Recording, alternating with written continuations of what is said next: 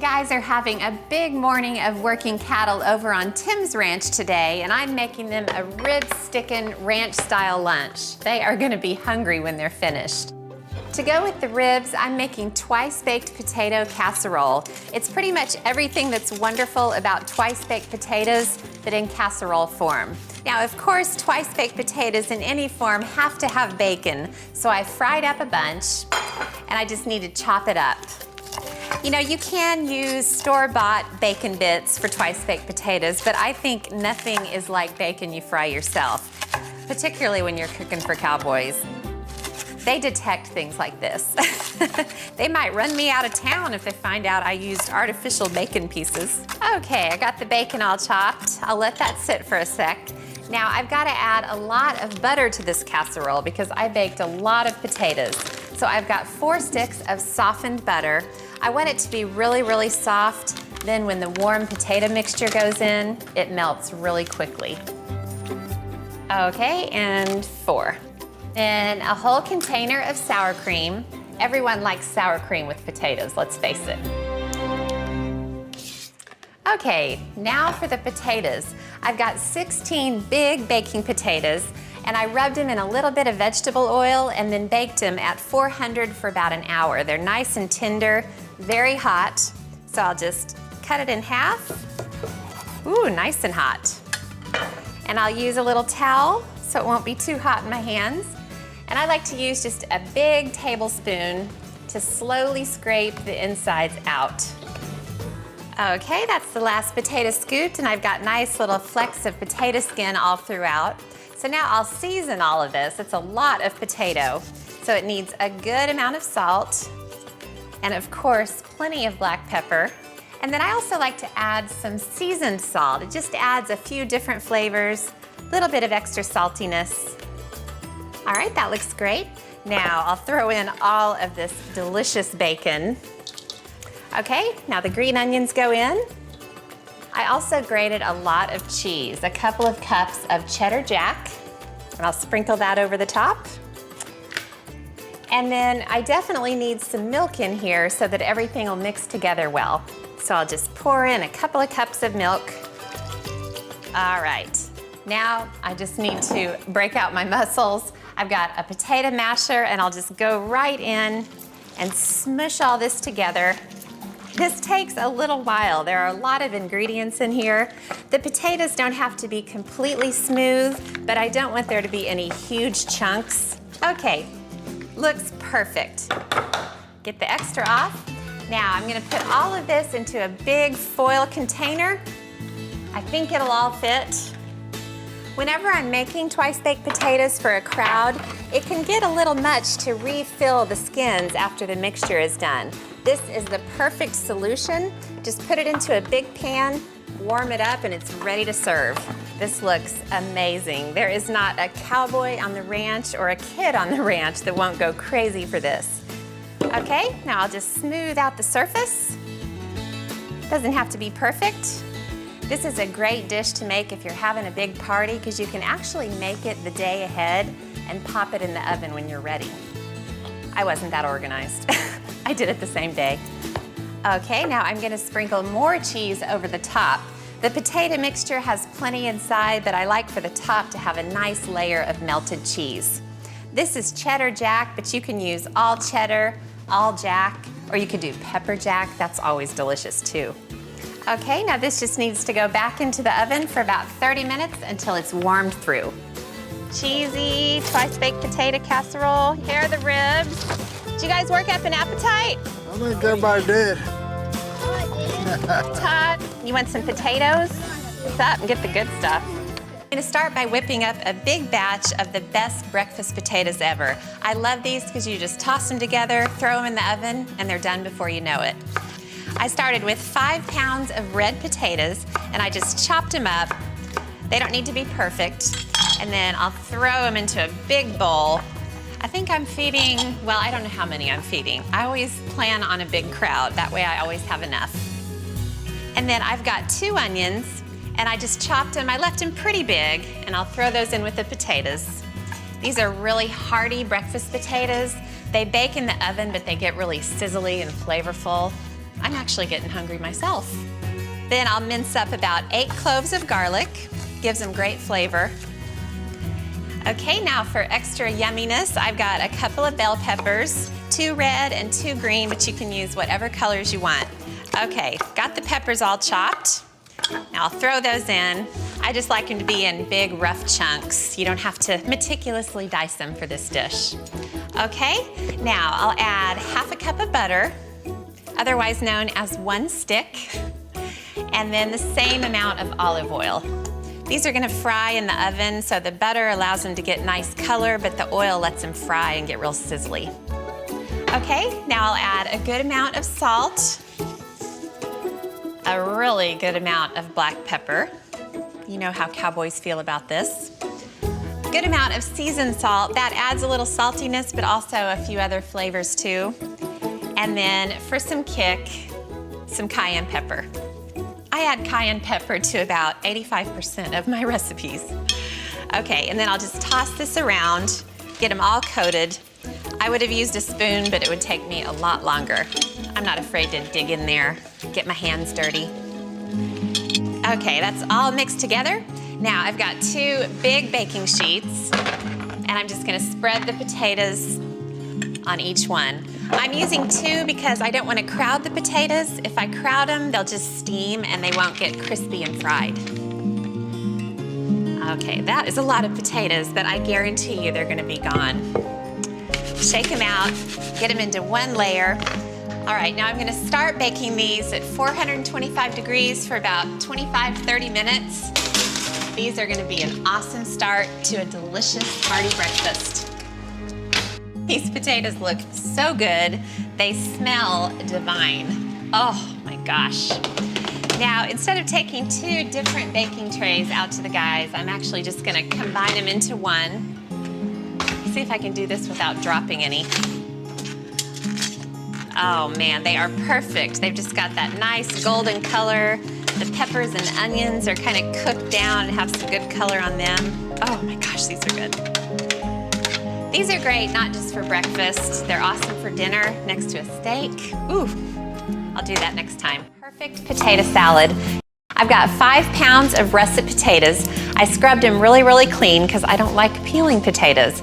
And I'm just putting them into a pot, and I'm gonna bring these to a boil and cook them until they're fork tender. Now I'm gonna put hard-boiled eggs in my potato salad because it's one of my very favorite potato salad ingredients. To hard-boil the eggs, I just put them in a saucepan, covered them with water, brought it to a boil. Then I turned off the heat and let them sit in the hot water for about 20 minutes or so. And now I'm gonna grab some ice and finish them off. I just put ice into the pan.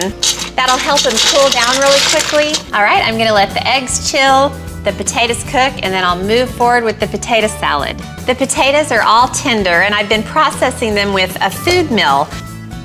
Okay, got all those through. Now I'll add all the wonderful ingredients. About 1.5 cups of mayonnaise, and then about 1/4 cup of mustard. You can use Dijon if you like, but I like the bright yellow stuff. It's kind of classic. All right, and then plenty of salt. And then I like to add some paprika too. Just add some nice flavor, a little bit of color. Now the things I like to add in. 5 green onions, and I'll just slice them pretty thin. I'm gonna hold back a little bit of each ingredient and I'll use them for garnish. All right, now I've got the hard-boiled eggs. I got them all peeled, and I'll just slice them up. Okay, now I'll put in most of the eggs. All right, now I'll crack open a jar of pickles. Who doesn't love pickles? First thing I'm gonna do is drizzle in some of the pickle juice, hoping all the pickles don't come pouring out. Dump out about 8 or 10 pickles, and then I'll slice these up for the potato salad. They add such a yummy crunch. All right, throw those in there. Then the last thing is a little bit of fresh dill. Okay, and now it's just about mixing it all together. Smush and mush, that's my technique I use. That just looks perfect. I decided to whip together some twice-baked potatoes. I've baked several and I mean several, potatoes in the oven. But before I put them in the oven, I rubbed the skins with canola oil, and that just helps them hold together a little better and makes them a little prettier at the end. Then I halved them, let them cool just for a few minutes, and I'm scooping out the shells. I leave a little bit of a border just to give them some support. Then I'm going to have this huge bowl of potato, and that's where all the good stuff's going to go. Now I'm in here getting ready for the food part. My husband's outside getting ready for everything else. Why don't you all start filling that one up, and I'll do this one. We're going to need a lot of ice when we get done with this, so we can make sure everything's really cold. Let's get some ice, and then we can put a few more in. One of the things I love adding to my twice-baked potatoes is thick cut bacon. So all this bacon is going to distribute nicely. It won't be excessive, I promise. Well, it won't be too excessive anyway. I'm adding 6 sticks of butter to these potatoes. Now, I did a little math, and I baked 24 potatoes. That translates to 48 potato halves, and I'm adding 48 tablespoons of butter to the potatoes. So each potato half will only wind up with 1 tablespoon of butter. So if you think of it that way, it won't seem so overwhelming. And I'm going to put the bacon on top of it to hide the evidence. All right, 6 total cups of shredded cheese. I'm going to save 3 cups for the finished potatoes, and I'll add 3 cups now. I'm going to add 1.5 cups of milk. And this will just make the potatoes nice and moist and soft. And then shield your eyes again, sour cream. Fortunately, I'm not easily shocked when it comes to ingredients like this. Chopped green onions adds a nice sharpness. Little more salt and pepper, because really you're having to season a lot of potatoes here. And the potatoes in this area don't come pre-seasoned. And then just a sprinkling of seasoned salt. You can make your own seasoned salt if you want. Things like paprika, onion powder, onion salt, garlic powder, or you can just buy this.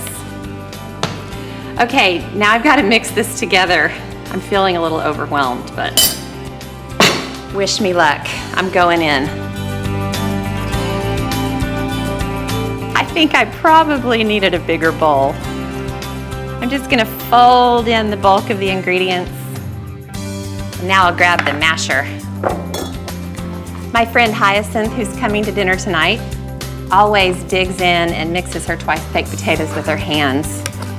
I thought I'd spare myself the agony. Okay, I finally got it mixed together. All right, I've got the shells ready to go. They really held their shape nicely. And then I just scoop the filling into each shell. Because I added so many ingredients to the potatoes, I'll wind up with way more filling than I need. One reason twice-baked potatoes are so perfect for parties, aside from the fact that they're totally delicious, is that you can make them way in advance. You can make them early in the day, stick them in the fridge, and then when the guests arrive, just pop them in the oven. I've made them the day before too, and it saves a lot of time on party day. Almost got all the potato halves filled. This is very strenuous work. Fortunately, I've been taking little tastes of the potato mixture all along. It has sustained me. Yeah, I thought I'd have a lot of extra filling, but it appears I've eaten it all. Okay, I've got the rest of this shredded cheese. And before I put these in the fridge, I'm just gonna sprinkle the tops. Last I checked, the kids were supposed to be icing down the drinks, so I'm gonna stick these in the fridge and go see if they're doing their work. I'm gonna stick the potatoes in the oven, get them nice and warm.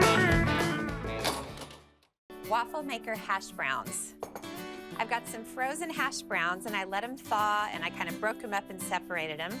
And I'm gonna mix in some melted butter and salt and pepper. Very, very simple. You can see that the hash browns are pretty dry, even with the melted butter. That's because after I thawed them and broke them up, I put them in between paper towels and really squeezed out the excess water. That way the hash browns will get nice and crispy. Those are all mixed together. So now I'm gonna build the waffle maker hash browns. I've got the waffle maker preheated It's on medium heat. I don't want to burn the potatoes. And I'm gonna spray the waffle maker really well with non-stick cooking spray, just to give myself a fighting chance. And then I'll grab a 1/2 cup measure and see how that quantity is for each well. I think that is gonna be just right. So I'll stick the hash browns in first, and then I'll get to work. I wanna spread them out. You really need to work it right from the beginning and get them all distributed. Oh my gosh, I'll bet these are gonna be so good. Cheese, of course. I'm gonna add some cheddar. I'm just doing a nice light layer. It's probably the only time in my life I've ever added a nice light layer of cheese. And by the way, light is a relative term. Okay, I'm also gonna add some meat. I've got the thin deli ham that I used in the omelet. And I wanna put it pretty much where it's gonna stay, because this stuff is not gonna move around once I shut the waffle maker. Okay, last one. And then I'll put hash browns right on top. I'm not gonna stick quite as many on the top layer. Okay, I'll close the waffle maker. Oh, listen to that sizzle. Now I'm gonna let them go for 15 minutes, and then we'll see where we're up to. I am so excited to see what these hash browns look like. I'm in love, absolutely in love. They smell so good. Here we go. Oh my gosh, they're so crispy and sizzly, and one is definitely not gonna be enough. I'm gonna get another one.